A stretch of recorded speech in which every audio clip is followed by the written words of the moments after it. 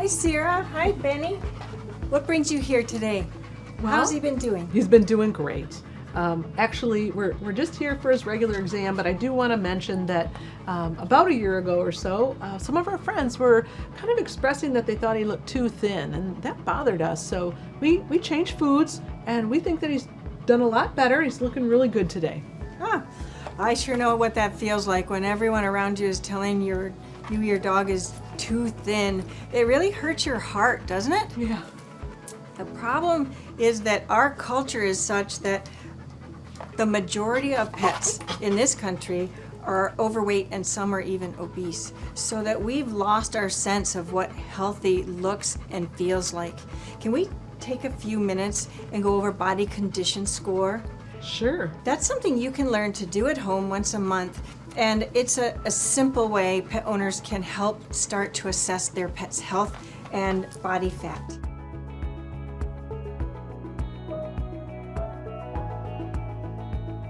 So I put that chart right there, but if you put your hand right here on your leg, and we're going to imagine that the bones in the back of your hand are his ribs.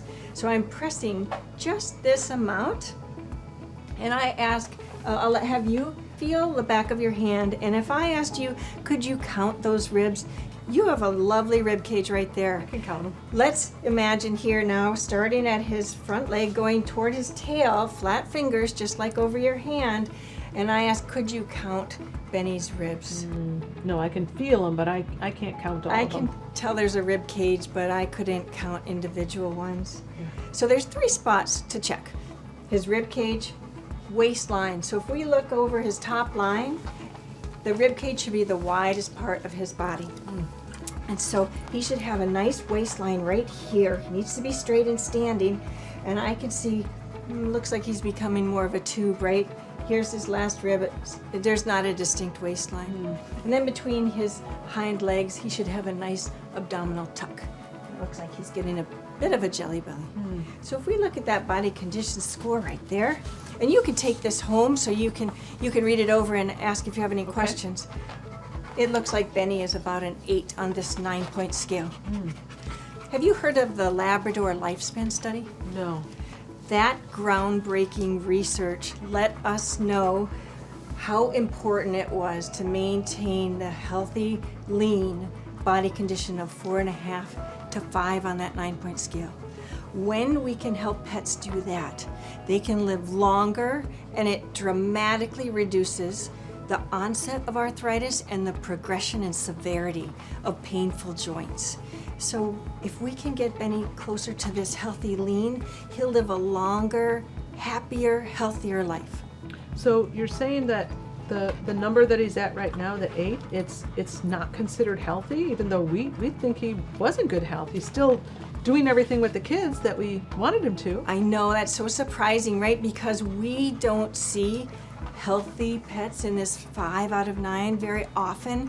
And when we do, that's what you start to hear, that he's too thin. What's wrong with him? So again, trying to recognize what health looks and feels like. And when he's this heavy, I'm just worried that he will no longer be able to disguise his painful joints anymore. Buddy, it's okay. So are you saying he's probably going to have to go on a diet?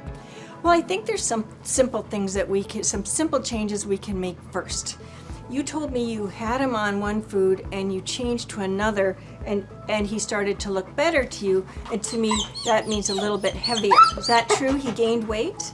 Well, he did. He liked that other food, but he likes this food too. Yeah. So people may not realize, it's really common that each company's food or even different products will have different calorie amounts.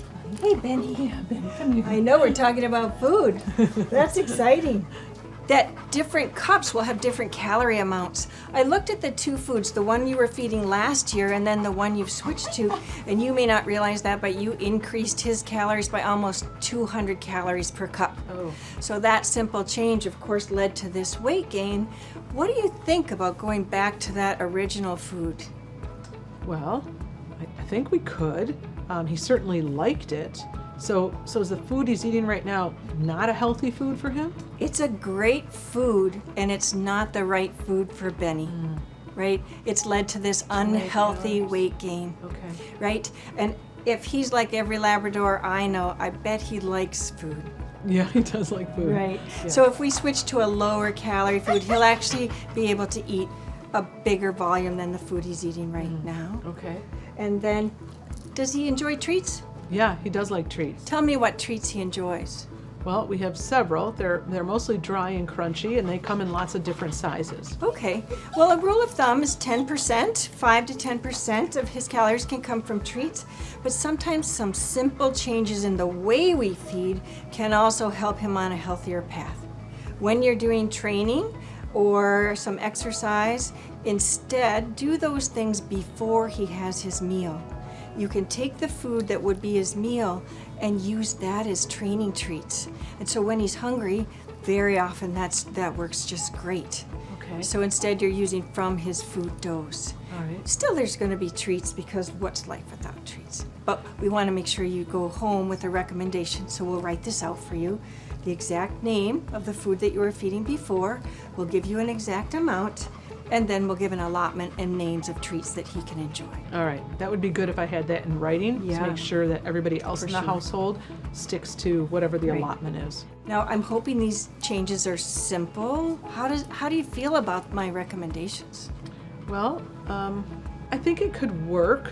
I don't know about everybody else in the household, but I think for Benny, if we're going back to a food that he liked before, that will be okay. And I heard that he might actually be able to eat a different volume, a little bit more, so he might like that. I don't want to restrict him, and I don't want to cut out his treats, so Right. we need to make sure that we find the right balance. For sure. And just as important, we need the family to realize that they're investing in his health. I'm worried if we can't stop this unhealthy weight gain, he won't be able to disguise painful joints from your family, and he won't be able to go out and enjoy time with you all. Yeah, we don't want painful joints. How about this? Let's summarize why we're going to go back to the original diet, and I'll give you specific instructions with an allowance for treats. And then I'd like to schedule before you leave a recheck for 1 month.